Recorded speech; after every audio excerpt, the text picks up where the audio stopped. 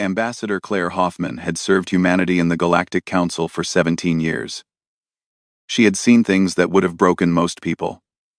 She had listened to the Valorian delegates call humans primitive. She had watched the Kethrasi trade ministers laugh at human proposals. She had sat quietly while the Silurian military commanders talked about humanity like they were dangerous animals that needed to be controlled. But today was different. Today, she watched the council vote against humanity once again. The vote was about mining rights to the Kepler 442 asteroid belt. Human scientists had discovered it. Human ships had mapped it. Human engineers had spent 3 years planning how to extract the valuable minerals inside those floating rocks. And now, with one vote, the council had given those rights to the Valorians instead. The council chamber was a massive room made of crystal. It floated high above the neutral world of Thalaxis Prime. Light from 3 distant suns came through the walls and made everything glow in soft colors. Representatives from 47 species sat in their designated areas. Some breathed oxygen like humans. Others needed methane or ammonia. Special force fields kept everyone alive and comfortable. Claire stood up from her seat. The movement was slow and deliberate. Around her, the alien delegates watched with their usual expressions of amusement. Humans were entertaining to them, the youngest species in the council, barely 400 years into space travel. They were practically babies compared to civilizations that had existed for 10,000 years or more. High Arbiter Kolmeth noticed her standing. He was the leader of the council, a Valorian with shiny scales that changed color when light hit them. He had 6 eyes that blinked one after another, never all at once. His species had ruled the council for 2,000 years. They considered themselves the most civilized beings in the galaxy. "Does the human delegation wish to speak?" Kolmeth asked. His voice was smooth and calm, like a parent talking to a child who had interrupted an important conversation. "Yes," Claire said. Her voice did not shake. The human delegation formally withdraws from the Galactic Council. This withdrawal is effective immediately. The translator systems in the chamber hummed as they converted her words into 46 different languages. For a moment, nobody moved. Nobody spoke. The silence was so complete that Claire could hear her own heartbeat. Then Kolmeth laughed. The translators turned it into something that sounded almost friendly. But Claire knew it was not friendly at all. It was the sound of someone who thought they were dealing with a fool. "Ambassador Hoffman," he said, "please control yourself. We understand that humans have strong emotions. It is one of your species' less attractive qualities. But this kind of dramatic behavior is not appropriate here. Return to your seat." "Unattend." "No." Claire began picking up her diplomatic tablets from the desk in front of her. "We are leaving." "You cannot simply leave," said Trade Minister Yestha of the Kethrasi. She was a snake-like creature, 3 meters long, with scales that were deep blue and gold. Her body coiled and uncoiled as she spoke, a sign of agitation. "There are treaties that bind you. Your species signed the Compact of Mutual Cooperation. You have obligations. A compact that your species has violated 17 times in the past 10 years, Claire replied. She did not raise her voice. She did not need to. "We filed formal complaints for every violation. Every single complaint was dismissed without investigation. Those were minor disagreements," Yestha said. "Trade disputes. Nothing more. You stole our agricultural technology and gave it to the Valorians. You blocked our ships from trading in neutral ports. You shared our FTL drive designs with the Silurians without our permission." Claire looked directly at the Silurian delegation as she said this. Commander Vethro, their military leader, did not look away.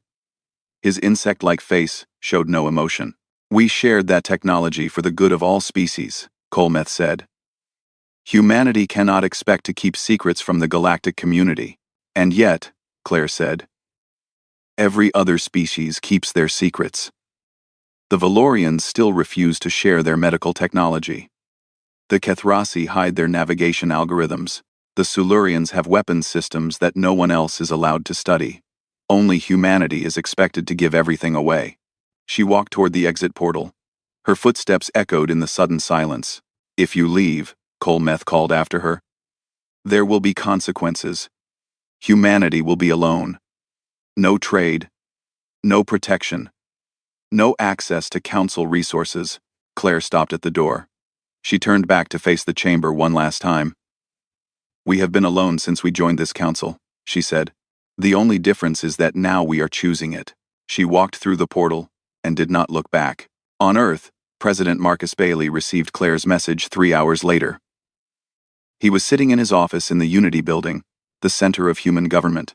The room was simple compared to the crystal chambers of Thalaxis Prime: wooden walls, a large desk, windows that looked out over a green park where children were playing. His chief of staff, a quiet woman named Laura Kim, stood nearby. She had been with him since the beginning of his political career. She knew what this message meant. She did it, Bailey said. He set down the tablet and leaned back in his chair. She actually did it. The council will think we are bluffing, Laura said. They will expect us to come back in a few weeks, apologizing and asking for forgiveness. I know. Bailey stood up and walked to the window. He watched the children playing below. They were so innocent. They had no idea what was happening. Get me Admiral Stone, and contact every colony, every station, every ship we have. It is time to close the doors. Laura nodded and left the room. Bailey stayed at the window for a long time. He thought about everything humanity had been through. The first contact with alien life, 300 years ago. The excitement and hope, the slow realization that the galaxy was not a friendly place, the decades of compromise and patience and swallowed pride. He thought about his daughter, who was only 7 years old. He thought about the world she would grow up in. We tried it their way, he said to himself. We tried to be good partners. We tried to follow their rules. And they treated us like animals. He turned away from the window. No more. Within 72 hours, the orders went out. Human diplomatic missions were closed. Trade routes went dark. Communication relays that connected human space to the rest of the galaxy were switched off one by one. For the first time in 3 centuries, humanity was alone. And for the first time in 3 centuries, humanity was free. 6 months passed. The galaxy continued to spin. Stars burned. Planets orbited. Ships traveled through hyperspace lanes from one system to another. Everything seemed normal, but something was wrong. Everyone could feel it. In the great crystal chamber of the Galactic Council, High Arbiter Kolmeth called an emergency session. The seats that had once held the human delegation were empty now. They had been empty for 6 months. At first, the other species had joked about it. The humans would come back. They always did. Young species had tantrums sometimes. It was expected. But the humans had not come back. They had not even sent a message. Report, Kolmeth said to Scout Commander Vethro of the Silurian fleet. The insect-like warrior stood in the center of the chamber, surrounded by holographic displays showing maps of human space. Their border systems are completely sealed, Vethro reported. His voice was flat, but there was something in it that sounded almost like fear. We have sent 47 diplomatic vessels. All of them were turned away. Turned away how? Asked Kolmeth. Warning shots. Vethro clicked his mandibles nervously. Precisely targeted. Our ships were hit in their propulsion systems. Engines disabled, no casualties. No damage to life support. Just stopped.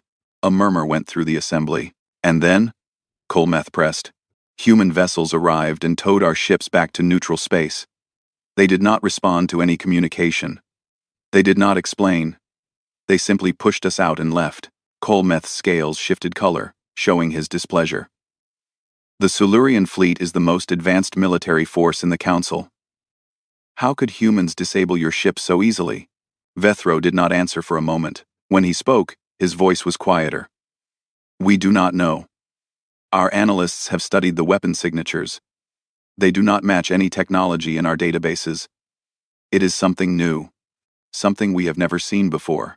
The murmur grew louder. Species that had been rivals for thousands of years looked at each other with shared concern. This was not supposed to happen. Humans were primitive. Everyone knew that. Trade Minister Yestha slithered forward, her blue and gold scales dull with stress. We must discuss the economic situation, she said. The Kethrasi economy depends heavily on human agricultural exports. The Quenthar grain that humans developed feeds 30% of our population. Without it, find another source, Kolmeth said dismissively. There is no other source. Yestha's voice was sharp with anger. Human genetic engineers created that grain specifically for our biology. It took them 50 years to develop. No one else has the knowledge to reproduce it. And now. She paused, collecting herself. Famine has already begun on 3 of our colony worlds. If this continues, millions will die. The chamber fell silent. Kolmeth's scales flickered through several colors before settling on a deep blue that indicated deep thought. Surely they would not let millions starve, said a delegate from the Vorn Collective, a species of small, furry beings known for their optimism. Humans are emotional. They care about suffering. If we explain the situation, they know the situation, Yestha interrupted. We sent messages.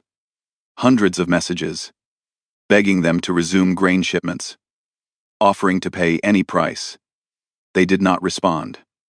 Not once. From the back of the chamber, a gravelly voice spoke. Perhaps they have finally learned. Everyone turned to look at Delegate Morthos of the Gathic Confederation. He was an old creature, covered in gray fur, with 4 eyes that seemed to look in different directions at once. His species was known for staying neutral in all conflicts. They watched. They remembered. They rarely spoke. Learned what? Kolmeth asked. That kindness is seen as weakness in this council. Morthos stood slowly, his old joints cracking. For 300 years, humans tried to be good partners. They shared their technology freely. They helped species that had nothing to offer in return. They followed every rule, even when those rules were unfair to them. He looked around the chamber, meeting the eyes of delegates who quickly looked away. And how did we repay them? We stole their inventions. We blocked their trade. We laughed at their proposals. We treated them like children because they were young and because they were kind. He shook his head slowly. They have learned that kindness brings only pain. So now they offer us nothing. No kindness. No grain. No communication. Nothing. This is absurd, Commander Vethro said. They are one species, young, primitive.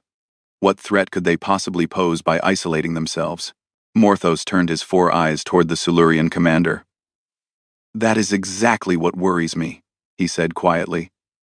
What are they doing in there that they do not want us to see? No one had an answer. Over the following months, the effects of humanity's withdrawal spread through the galaxy like a slow disease. The Kethrasi famine grew worse. 3 more colony worlds reported food shortages. The government began rationing, but it was not enough. The Valorians discovered that the quantum processors they had taken from humans were failing. Human engineers had built-in safeguards that activated after 6 months without proper maintenance codes that only humans knew. Suddenly, Valorian computing systems were running at half efficiency. Trade calculations that once took seconds now took hours. Even the Silurians were affected. Their new FTL drives, based on stolen human designs, began to malfunction. Ships were getting lost in hyperspace. Some never came back. It turned out that the designs the humans had shared were incomplete. Important safety protocols were missing. The Silurians had been flying with technology they did not fully understand. In his private chambers, High Arbiter Kolmeth studied the reports with growing unease. Every week brought new problems, new failures, new evidence that humanity had been far more important to the galactic economy than anyone had realized. They planned this, he said to his assistant, a young Valorian named Telros. They must have. No species could be this prepared for isolation by accident. What should we do? Telros asked. Kolmeth did not answer for a long time. He stared at the star map showing human space, a dark region where no information came out and no ships went in. We wait, he finally said. They cannot stay isolated forever. Eventually, they will need something from us. And when they do, we will make them pay for this humiliation. But weeks turned into months, and months began to turn into years. The silence from human space continued. And slowly, the council began to realize a terrible truth. Humanity did not need them. They had never needed them. And now, finally, they were showing the galaxy what that meant. Deep inside human space, far from the sealed borders and the silent communication relays, something incredible was happening. Admiral Patricia Stone stood on the bridge of the carrier Defiant, the largest warship humanity had ever built. Through the massive windows in front of her, she could see the shipyards of New Eden, the most secret facility in human territory. Hundreds of construction drones swarmed around the skeletons of new ships.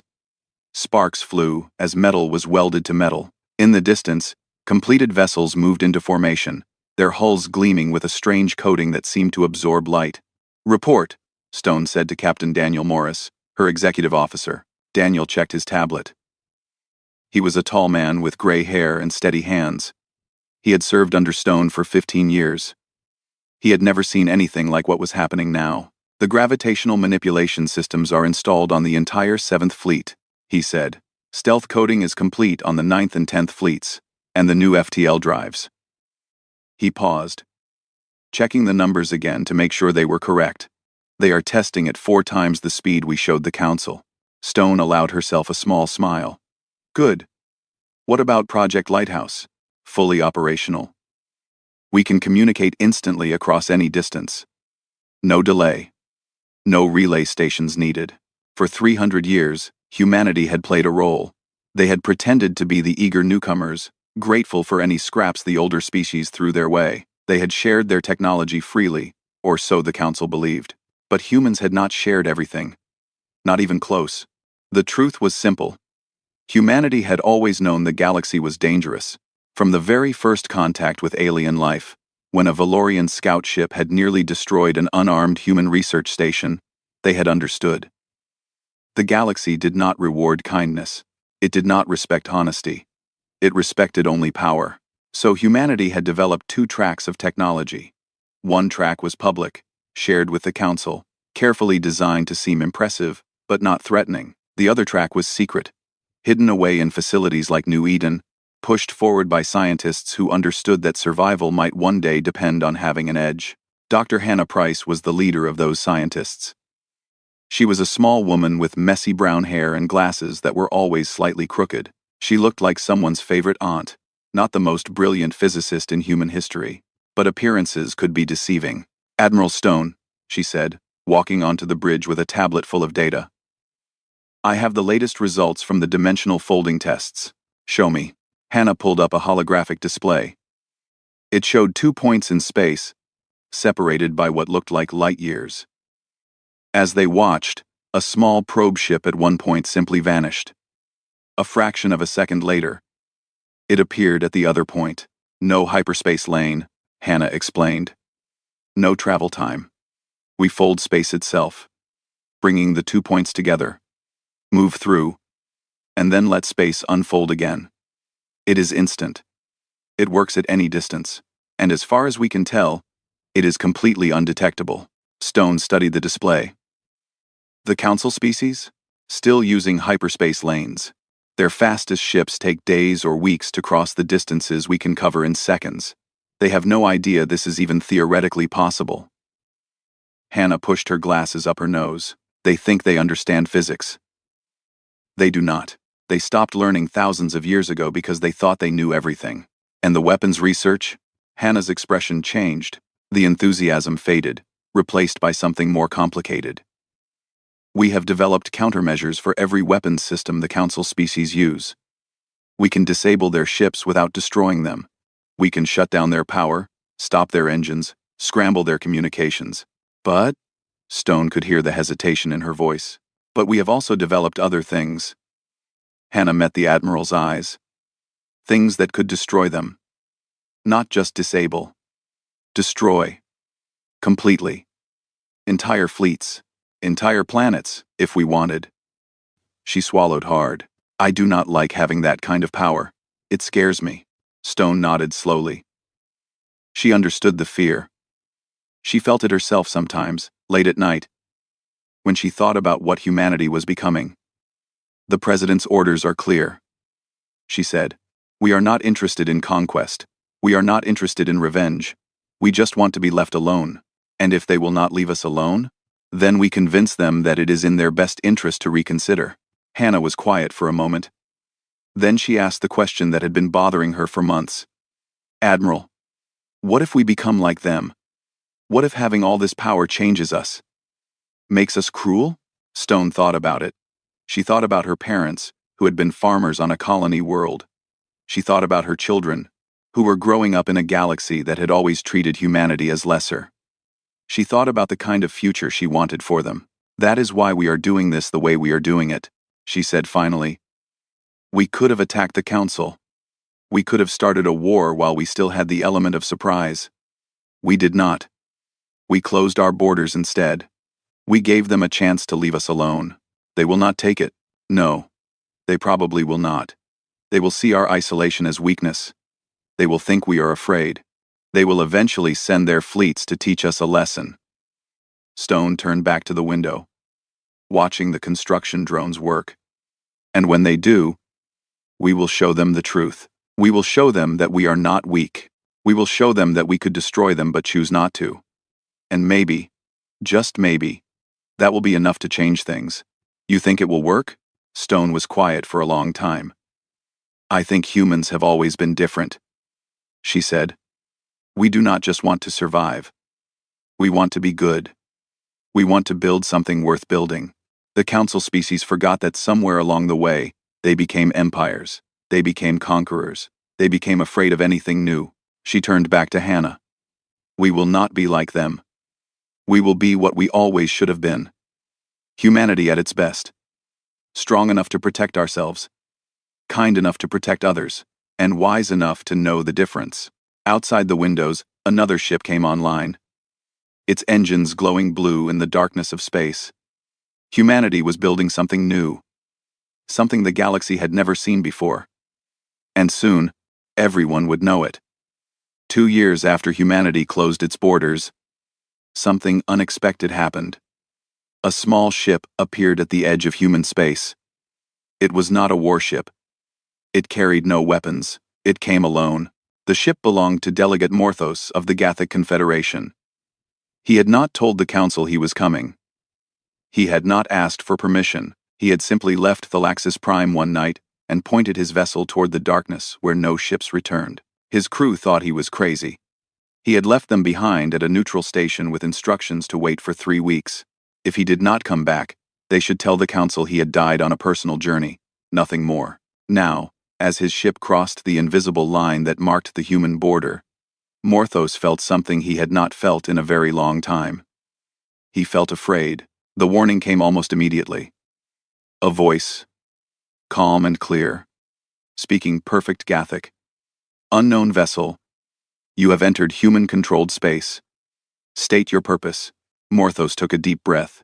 His 4 eyes blinked slowly, one pair after another. I am Delegate Morthos, of the Gathic Confederation. I come not as a representative of the council, but as an individual. I wish to understand. Nothing more. Silence. Long, terrible silence. Then the voice returned. Hold your position. He waited. Hours passed. He did not move. He did not try to communicate again. He simply sat in his pilot seat and watched the stars and wondered if he would ever see his homeworld again. 6 hours after his arrival, space changed. There was no warning. No flash of light. No ripple of hyperspace energy. One moment, he was alone. The next moment, a human ship was beside him, as if it had always been there, as if it had simply stepped out from behind an invisible door. Morthos felt his hearts. He had 3 of them skip together. This was impossible. Ships did not move like that. Nothing moved like that. And yet the evidence was right in front of his eyes. A shuttle detached from the human ship and docked with his vessel. He heard the airlock cycling. He heard footsteps approaching. And then, a human was standing in his cockpit, looking at him with curious eyes. She was young by human standards. Short, dark hair, brown skin. A uniform that was simple and practical, with no medals or decorations. Her eyes, though her eyes seemed to see everything at once. I am Lieutenant Commander Kira Novak, she said. Her Gathic was perfect, without any accent. You are the first non-human to cross our border peacefully since the withdrawal. Why are you here? Morthos considered his answer carefully. Humans valued honesty, he knew. They had been honest with the Council for 300 years. And the Council had repaid that honesty with theft and contempt. Perhaps they would recognize honesty in return. Because I saw what others refused to see, he said. The Council believes your withdrawal was petulance. A child having a tantrum. They expect you to come back eventually, begging for forgiveness. And what do you believe? I believe you are done begging. Morthos leaned forward slightly. The Gathic have long memories, Lieutenant Commander. Longer than most species know. We remember when the Valorians first joined the galactic community. They too were young once. They too were underestimated. They too grew tired of being treated as inferior. What happened? They destroyed 12 species before the Council finally accepted them as equals. Morthos paused. That was 4,000 years ago. The Council has forgotten. We have not. Kira's expression did not change. We have no intention of destroying anyone. I know. That is what fascinates me. Morthos studied her face, looking for any sign of deception. He found none. Your ship appeared from nowhere. That is not possible with any technology I know. Your weapons disabled Silurian vessels without causing any casualties. That is also not supposed to be possible. You have clearly surpassed us, all of us, and yet you hide. You wait. You defend but do not attack. Why? Kira was silent for a moment. Then she sat down across from him, her posture relaxed but alert. Because we are not like the Valorians, she said. We do not want to rule the galaxy. We do not want to be feared. We just want to live our lives without being treated like children. Without being robbed. Without being insulted. Without being threatened by species who think they are better than us, simply because they are older. Those are peaceful goals, yes. But the Council does not believe in peace. They believe in power. They think that because they have had power for so long, they deserve it. They think that any species without power must be inferior. Kira's voice was calm, but there was something hard beneath it. So we showed them we have power too. We closed our borders to prove we do not need them. And if they force the issue, if they send their fleets to teach us a lesson, we will defend ourselves. Completely. Morthos was quiet for a long time, thinking. The other species on the Council saw humanity as a problem to be solved. A threat to be contained. A child to be disciplined. They did not see them as what they really were. You are something new, he said finally. In all my years, in all the history my people have recorded, I have never seen a species like yours. You have the power to conquer. You have the power to destroy, and you choose not to use it. Not yet, Kira said. We hope we never have to. But we are prepared if we do. May I share this information with others? With the Council? Kira smiled slightly. It was the first emotion she had shown. That is why we let you through. Someone needs to make them understand. Someone needs to warn them before they do something foolish. She stood up. You will be given an escort to our border. You will not be harmed. And when you return to Thalaxis Prime, you will tell them what you have seen. Morthos nodded slowly. They will not listen. We know. But we have to try. She turned toward the airlock. Goodbye, Delegate. I hope we meet again under better circumstances. She left. Her ship vanished the same way it had appeared instantly, impossibly, like a dream dissolving in morning light. Morthos sat alone in his cockpit for a long time, staring at the stars. Then he turned his ship around and began the journey back to Thalaxis Prime. He had a story to tell. He did not think anyone would believe him, but he had to try. That was what the humans would do. The Council's response to Morthos was exactly what he had expected. They did not believe him. They called him a fool. They accused him of being tricked by human lies. High Arbiter Kolmeth laughed when he heard the report. Ships that appear from nowhere? Weapons that disable without damage? This is fantasy. The old Gathic has been deceived. Commander Vethro of the Silurian military was more blunt. The humans are bluffing. They showed him a magic trick to frighten us. It is time we reminded them who holds real power in this galaxy. Within 3 weeks, the largest military force in galactic history was assembled. 1,200 Silurian warships, the finest vessels ever built, weapons capable of destroying planets, shields that could withstand anything the Council had ever faced. Colmeth called it a peacekeeping mission. The goal, he said, was to compel humanity to return to the Council family, to help them understand that isolation was not in their best interest, to restore the proper order of things. Everyone knew what it really was. It was punishment. It was a lesson. It was the galaxy's way of showing a young species what happened when they forgot their place. Morthos watched the fleet depart from his quarters on Thalaxis Prime. His 4 eyes were sad. He had tried to warn them. He had told them what he had seen. But pride was stronger than wisdom. It always was. "I am sorry," he whispered to no one. "I tried." The Silurian fleet crossed the human border at 17 different points. It was a perfect formation. Overwhelming force spread across a wide front. No escape, no chance for the humans to concentrate their defenses. Commander Vethro stood on the bridge of his flagship, the Conqueror, and watched the stars slide past. His mandibles clicked with anticipation. This would be his greatest victory. The glory of forcing humanity to surrender would make him a legend.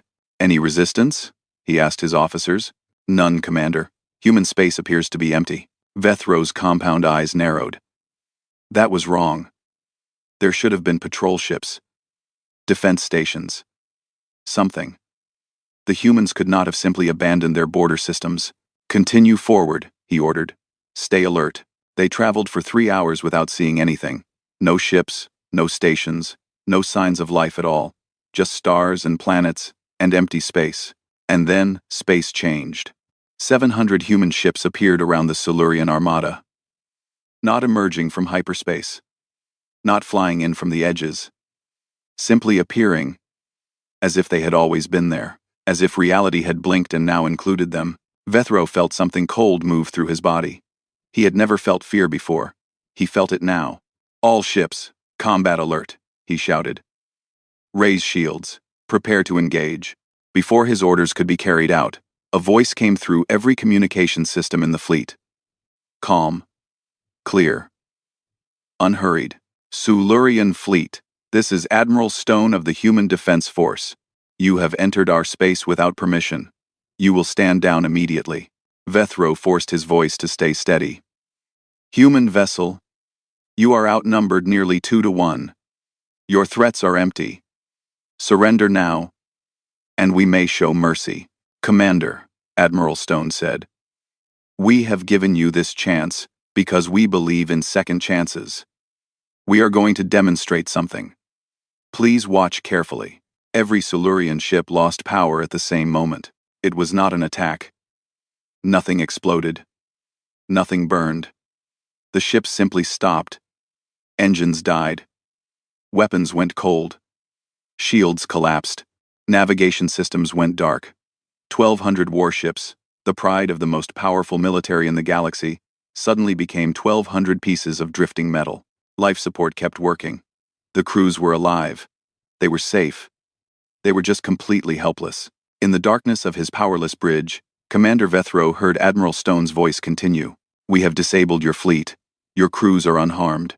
Rescue vessels will arrive soon to tow you back to Council space." There was a pause. "But understand this. We could have destroyed you. Every single ship. Every single crew member. We had the power to end 1,200 lives in an instant. We chose not to." Vethro said nothing. There was nothing to say. "This is the only warning humanity will give. We do not want war. We do not want conquest. We do not want revenge. We want only to be left in peace. Respect our borders, and we will respect yours. Threaten us again, and there will be no third chance." The communication ended. Across the galaxy, every species with access to Council broadcasts watched in stunned silence. They had seen the fleet. They had seen it stop. They had seen the impossible made real.